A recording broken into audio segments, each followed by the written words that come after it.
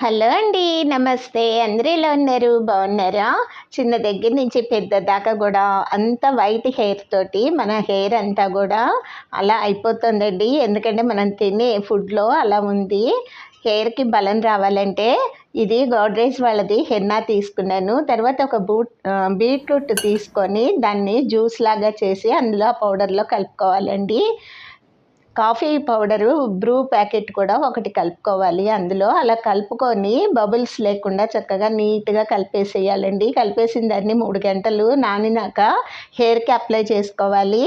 హెయిర్‌కి అప్లై చేసుకున్న తర్వాత కూడా ఒక 3 గంటల తర్వాత హెయిర్ బాత్ చేయాలండి. సిల్కీగా హెయిర్ అంతా కూడా బ్లాక్‌గా చాలా అందంగా వస్తుందండి చూడటానికి. ఇలా కలుపుకొని పెట్టుకోండి. తలకి ఇలా చిన్న చిన్నవి ఏదైనా చేసుకుంటేనే మన హెయిర్ కూడా బలంగా ఉంటుందండి. ఉంటాను.